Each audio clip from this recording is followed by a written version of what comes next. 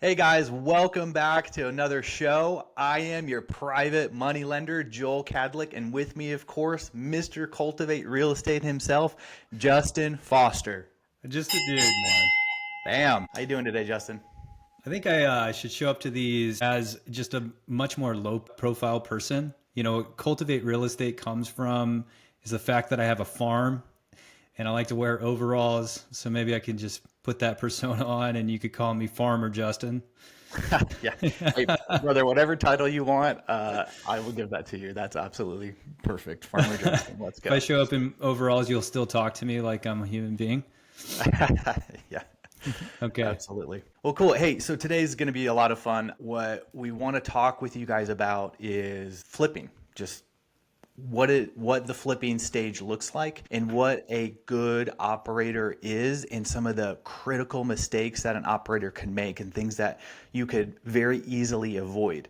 Now, when I say operator, I'm talking about the investor and the flipper. But the reason I'm using the term operator is it's really good to position yourself, to think of yourself as a full-on operator, because you're not just the one in the house swinging the hammer. You might be, but still you wear many different hats. More than likely, even if you have a team, more than likely you still have to be on top of financial management, timeline management, financial budget management. So think of yourself as an operator. That's the way Justin and I think about it, not just the flipper and the investor. So when we use that term, that's what we mean. I just kind of wanted to explain that before we get more into it. But yeah, Justin, let's jump right in. There is a right way and a wrong way of thinking about things, specifically in the flipping stage. What are some things that stick out to you immediately when you think of like an operator who can very easily fall into a trap of, hey, this is how I think we should do it. This is what I believe this project, a successful project would be.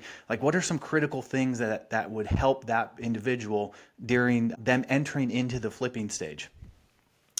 Yeah. So the critical things, I think, in terms of having a really good operation, and really you're only as good as your operation. That's a good way of approaching this. Like, it really is everything. And you can make something out of nothing if you're a good operator. You can get funding, easier if you're a good operator. It's so important. But, all of this ties back to, I think, a bigger question.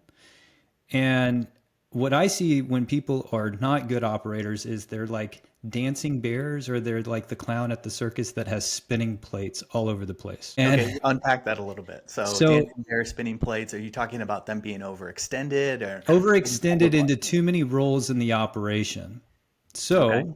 What is an operation? Well, you got to break that down and piece that out. You have accounting as a department, right? You have your books. So we can talk about the accounting and the books. And, somebody who is not a bookkeeper, who's trying to be a bookkeeper, is probably going to have books that are actually absolutely horrible, or the numbers are not correct because they're not a numbers person. That's okay if you're not a numbers person. But if you're wearing all the hats there, then you're trying to keep all your numbers together and you're feeling like, oh, things are slipping through the cracks because you don't understand your financial statements and you don't understand where your money's at, where your cash is at. That's just one department. And then we have the actual flipping rehab department, right? Yep. But if you're in there and you're swinging a hammer and you're not very good at swinging a hammer, or you just don't have a lot of time, then, you're the wrong person in that seat. And so really kind of a lot of times these questions about having a good operation isn't about you figuring out how to spin more plates yourself. Right. But how to effectively delegate to the right people and have the right team to have a killer operation. So a killer operation isn't a one-trick pony. I think, like, fundamentally, if you think that you're going to pull yourself up by your bootstraps and you're going to do everything, you're never going to have a good operation, and you're never going to be able to scale and grow and also breathe. You know what I mean? So I think from a general framework, we can start there and say, what are the different roles of the business that we're doing? They're pretty simple, in the flip stage. And, sometimes the bigger question is like, who is doing that, not how are you doing it? So before we get into the how of things, scopes of work and Gantt charts and, materials list and timelines, I think it's helpful to acknowledge that the right person in the right seat is everything. Right. No, that's absolutely true. And you brought up who, not how, and that's a question of delegation, right? And if there's something that is just like absolutely killing you that you have to do, let's say accounting, right? Or it's paperwork, and it's not life-giving at all. That is a great indicator that is something that you should be delegating. Now, I know there's a process in that, and you have to grow into these things as you expand and grow, but there are certain critical things that, like we're talking about, good and bad operators do. They recognize their weaknesses and where they're weak and how they can become strong with bringing people along with them. I'm definitely not of the mindset of like, work on your weaknesses, because your weaknesses are traditionally always going to be pretty weak. So the way you do that is bring people in who are strong in that area and they're experts in it, and that's life-giving to them. They love doing accounting. They'll do it all day, every day, and you'll never be able to reach that level that they're doing it because it's just a weakness and it's not the way you're wired, and it's not like your God-given ability. So the backbone of your operations in terms of flipping is going to be contractors, one way, shape, or form, right? And Joel, what are, the guys and gals that are crushing it? What do their teams look like exactly? And in terms of having a good operation and having great contractors, and let's talk about general contractors, and then let's talk about subcontractors. Right. I think the most critical piece is communication. So having someone on your team, whether it's a general contractor or a subcontractor, or the general contractor with the subcontractors, is constant communication. When that communication breaks down, everything in that project breaks down. So from the get-go, if you have a crew that you're working with, establish the rules of the game with them. When I'm talking about the rules of the game is I'm talking about approaching the flip project of, hey, this is what the expectations of communication are. We're going to do a daily check-in. Maybe it's a morning huddle. We're going to get weekly photos of the project. We're going to do a monthly in-person walkthrough, however that needs to look. But like, make sure that you feel very confident in how your communication is set with your contractors from the very beginning, and follow that like the law. Because when that communication breaks down, like I said, guys, the project itself breaks down. So that's the first thing that I would lead with. Yeah, that's really good. And so you're building a relationship with this person, and that's establishing a certain level of trust, but you're also trying to systemize that into an operation, like a standard operating procedure, right? Right. And communication, what is the rhythm of that? And you want to err on the side of overloading on communication, especially if it's a newer relationship, not a weekly check-in. That's not nearly enough. These are daily check-ins, some sort of huddle or some sort of update system. We use Asana, and we communicate through there because it logs everything, and we can share links and stuff like that. But you just want to have that protocol and think about it like a protocol, but err on the side of just overloading whatever you think. Like if you think that you just need to check in every other day, do every day, do twice a day, And because when you're paying that close of attention, you're going to, especially early on, you're going to address issues before they ever arise. And that's critical. Well, here's what not to do, right? Go out there, maybe you're talking to 2-3 guys that, hey, this is what I do. I can flip this house, no problem. You're saying, great, I'm going to give you the job. This is what I want to see done, and then just leave it at that. Yeah. That project, hey, I'll hand you the keys. I'm going to hand you the keys, and then you'll hand me the keys whenever it's done. You ever heard that line? Yeah. Don't bite on that. Trust me, we know from experience. It sounds good. But it's like, no, I don't want you to just hand me the keys. I want to actually talk to you every single day to be able to support you in making sure this project goes quicker. Another thing that I noticed, Joel, is that the incentives are misaligned. So here's, what we're trying to do is maybe hit on like the real pieces of leverage that you can have here. Communication's a big one with your contractor. Like if you could just do that, it doesn't matter what software you use, honestly. Like it doesn't matter whether you're texting or email or Snapchatting each other stuff. It doesn't matter. What matters is that you're actually doing the thing that's going to move the needle here, which is communicating. It's similar. It's like if you can align the incentives, then That's super helpful, right? So there's different ways in the industry that contractors get paid. Let's talk about general contractors.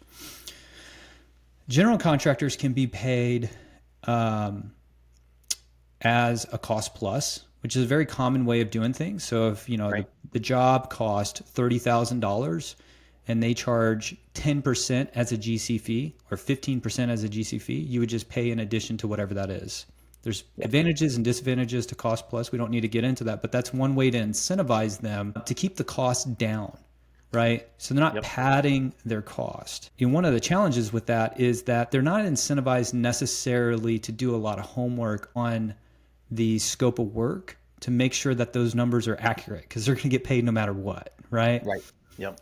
And they may be paid more if they will be paid more if the project costs more. So you need somebody who is cost conscious, that isn't trying to, that's a good steward, frankly, if you're going to do cost plus. That's who you're looking for in a contractor. Now, you could have just a whole price for the entire project where the numbers are padded wherever the contractor feels like he needs to pad the numbers to give you a final price, right? And so that padded meaning you're leaving enough room in the specific line item so you have some contingency area. Yep. So the contractor bids the job based on the price that he wants for the job, and each line item is going to have his own baked in margins.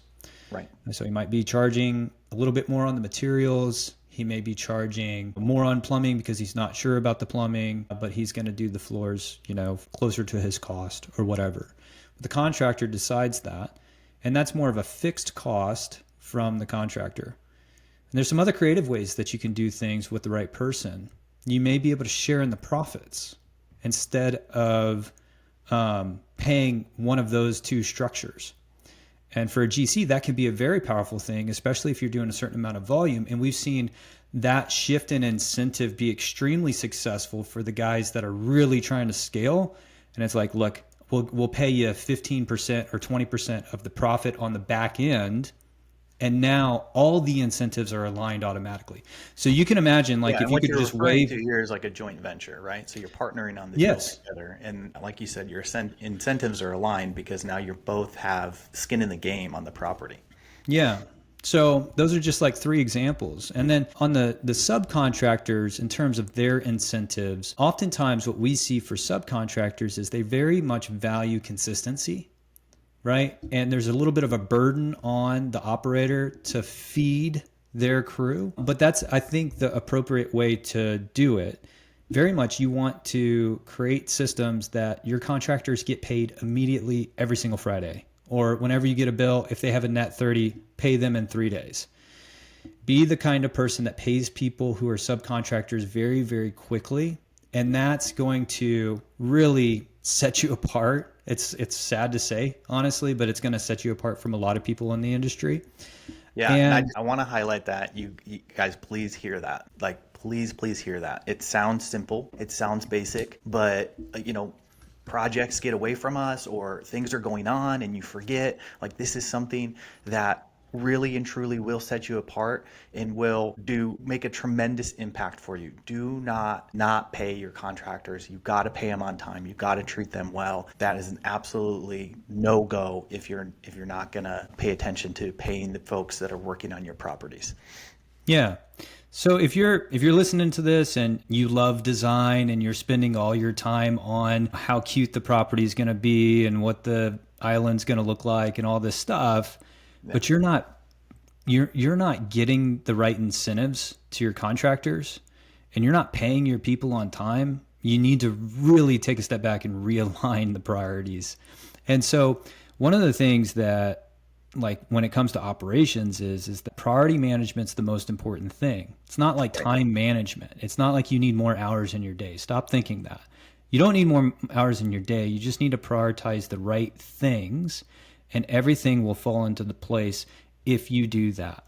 So what other things do folks do, Joel, that are good operators, that are crushing it, that you see, that's more specific to the flip?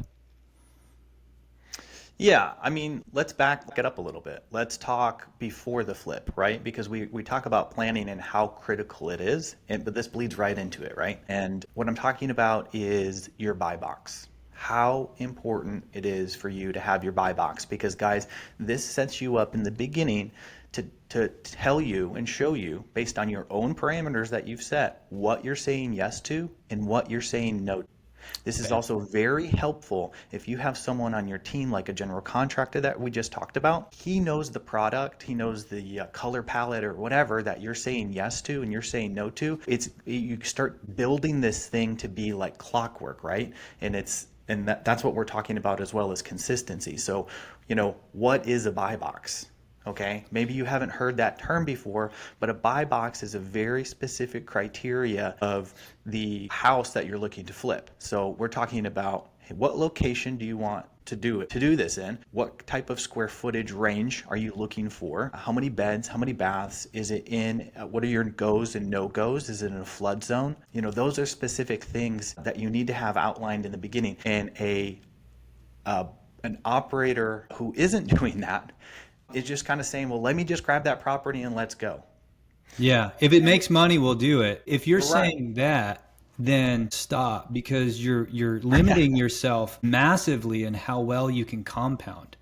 What a buy box does is it narrows your focus on one sort of widget. That's a good way of thinking about it. You have widgets, right? And all you're doing is you're improving these widgets and then you're selling them in the marketplace. Well, the guys and gals that are able to scale to, 5 properties, 10 properties, 20 properties a month, those guys and gals are very focused in their buy box every single time. I only buy houses where I do garage conversions. I only buy houses where I have a garage, and anything that's a garage conversion, I'm not interested in. I only buy houses in these zip codes and these school districts that are on these kinds of streets. And what that does is, for instance, your materials list can be the exact same for every single one.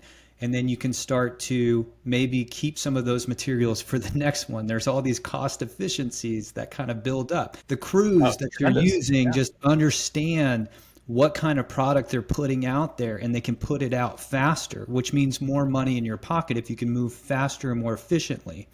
Your numbers when you're analyzing deals become much more simpler because you've just done 10 of these projects and this is just one queued up for the next go around. And so the problem with buying the property, for instance, that you can rent by the room, which you think is a great strategy and you're going to crush it on cash flow, and it's a 3,000 square foot property, not your normal Cracker Jack box that you would want to flip maybe in what your buy box is. The problem with that is that it's going to make money. And you need to get really, really good at just saying no to the things that are going to make money that don't fit your buy box. And that's what a shiny object is. A shiny object is the thing that's going to make money. The problem is that it makes money. And here's the deal, right? Obviously, we like to say this is business is easy, people are difficult. As entrepreneurs, and most of us are for flipping houses, is we have a tendency to be euphorically optimistic. And that also plays into our knack to have the shiny object and like, oh man, this would be a killer Airbnb. Have you ever done an Airbnb before? No, but this would be killer. Bringing it back, I think Justin, what we're talking about here is just being a master of one and doing the one thing and doing it really well, and becoming a master of that and say, hey, maybe you are an Airbnb person. That's all I do. All I do is Airbnb. Only do Airbnbs. You're a master at Airbnb, and you can see a property because you're looking at deals all the time, right? You can see a property and know this is a deal, this is not a deal. If you're looking at so many different asset classes or different strategies, flip, rental, like it's just going to be more difficult. Make this more simple, right? Break this down more simply, have that buy box. And we're not saying that buy box can't evolve over time as you evolve in your business and your sophistication and your team, but make sure that if you do make an adjustment to the buy box, that is very well thought out and not just wake up one morning, we're doing Airbnb, let's go. I love that you paused and went back to buy box, Joel. I see it all the time with all of our investors. It's very difficult, whether you're beginning and you just don't know which direction or which strategy you want to go to or which market you're going to pick or whatever. If you're going to be flipping from a distance, you can do that. I see it all the time, but also I see it for folks that are pretty like intermediate or even advanced investors, have been doing this for a long time, and they've got like, yeah, I've got midterm rentals and I've got short-term rentals, I've got long-term rentals, and then I flip and then I wholesale and then we do some of these, creative finance deals and stuff like that. And it's like, yeah, the singularity, pick one thing and just commit to it and just say no to everything else. That alone, if you only did that, listening to this, you'll become a great operator. And if you're trying to be an operator in 3 or 4 different domains, there's a switching cost between that. Just when you switch over to now I'm looking at the midterm or the short-term rental instead of, the flip property, it drains you. It's going to drain you. And here's a really good example, right? Because, Justin and I obviously fixed lending, we're private lenders, and we have these conversations every single day. And when I have someone call me and say, hey, I've got this house, I think I might do a flip, I might do a rental, I might do a midterm rental, I might do an Airbnb, I just don't know. I'm like, oh, man, the great operators, they'll pick up the phone and say, hey, I locked up 123 Main Street. This is what I'm doing. You know what I'm doing. Let's go. Yeah, and here's the Zillow link to the one we just completed, right? Yeah, I mean, that's how that works. Completed. Hey, how can I get this going with you? There's a complete day and night difference. Okay, and that's okay though, right? That's why we're having this conversation. Is like, if you don't have your buy box yet, like that's totally fine. Then that's action. Like we like to lead with action items, right? So action item. If you don't have your buy box, set up your buy box. We will leave a buy box form before template you get funding, before you get offers, before you get any of that. We'll give you this resource and work on clarifying your buy box. Exactly. If you need help with it, guys, just reach out to us. We'll talk to you about your buy box. Yeah, totally. Be fun. Absolutely. Yeah. So here's the thing. Don't do what I did. I'm going to share a quick story. When I started flipping houses, and this is a fun one, right? When I started flipping houses, one good thing that I did is I went to a local real estate meetup and I met a guy who was flipping houses. So I met with somebody who was already doing it and doing it well. So I said, hey, I've just done some marketing. I did some yellow letters. I was stuffing letters in my living room by myself, watching football with my wife. That's how we did it. And we found a couple of properties. I said, hey, if I bring the property, will you JV and flip this with me and we'll split the profits 50-50. Now you might think, oh, that's a lot to give up since you had the property. But what I wanted to do is shadow this operator throughout the entire process. And we did two of my very first flips. That's what I did. I didn't do anything. I just brought a deal and then I just watched and observed. Now, my very second flip by myself, I didn't have a defined buy box. I was like, man, this is a great house. This house was just in Indian Springs here. By the golf course. Yeah. By the golf course in Tulsa. And it was a 3,000 square foot home, absolute monster. Cookie cutter. The house was shaped like an H if you saw it from an aerial view. I mean, just layout, just absolutely crazy. And the budget was $130,000. And this was like years and years ago. I don't know, 2016 or something. So $120,000 budget back then. That's a lot, guys. And that was my second flip ever. What we had to do is rearrange stairs, rearrange the kitchen. We had to re-pour floors. It was an absolute nightmare. And for 9 months, I was so stressed out. It almost took me out of the game to where like me and my wife were actually thinking about moving and taking a new job opportunity in Arizona. It was just crazy. And it almost took me out of the game. We talk about staying in the game, but that if I had a buy box of doing the first 2 cookie cutter, well, we say cookie cutter, but like the first 2 houses with the gentleman that I aligned myself with and then kept rolling with that and checked myself, that would have never happened. But here's something even more funny is please listen, because the guy that I did the 2 houses with to learn, I had him walk it with me so I would feel good. And he told me, do not buy this house. And I thought, in my awesome arrogance, I'm going to buy this house and I'm going to crush it. And guess what, guys? We didn't lose money on it, but we broke even, and it was 9 months of hell. But that's such a good story, man. I love that. And yeah, if you have an experienced investor, that you just basically gave up equity in to learn from, and then you Right. don't listen to them. The good news is I could tell you I'll do that it. Joel learned from not listening to his mentors, and we've had great mentors over the years, and we always listen to what they say. If they have the result, Joel and I are doing it. You know what I mean? If Yeah. they have the proof in the pudding, it's like, okay, I'm just going to do it. That's such a great story, man. And Well, and I would I'm say, glad you made it on the other side and you didn't give up, though. You've got a lot of perseverance. oh yeah. Well, luckily, my wife is a licensed realtor, and she represented the buy and the sell side, and that's like what broke us even. So very, very thankful for that. It doesn't always work out that way. But guys, when we talk about, listening to folks that have done it and have experience, that's what your private money partner or your lender can also offer insight. That's probably not the best time to argue with them that you can get it done for cheaper and that the ARV is way inflated. If they have feedback to offer you, I would seriously consider that feedback, especially going back to my story. It's so easy to kind of think that it's different, but at least, if anything, at least let that give you a pause and look at it again closely and be open to feedback, and basically don't do what I did. I love it. I love it, man. And that brings us back to that rule. Don't partner if you can raise the money. And so we can be your partner in these deals, 100% happy to give you feedback. Even if you go and use somebody else, that's great. We just want to be able to help folks in our community get this done the right way. Yeah, absolutely. Justin, any final thoughts before we hop off here?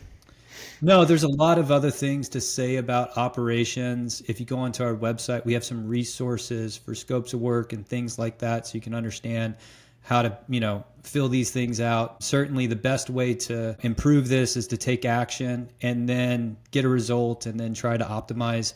It's okay if you're not doing some of these things and you're the dancing bear or you have the spinning plates. You Right. just want to try to get a little bit better tomorrow than you were today. And if you just adopt that sort of attitude, you'll look back and think, wow, this is going great. Yeah, absolutely, man. Well, and guys, also check out the show notes. We're going to provide that buy box working template for you as well. If you haven't done that, do that. That's something you can do right away today. And we'll talk to you next time. Bam. Bam. That was fun.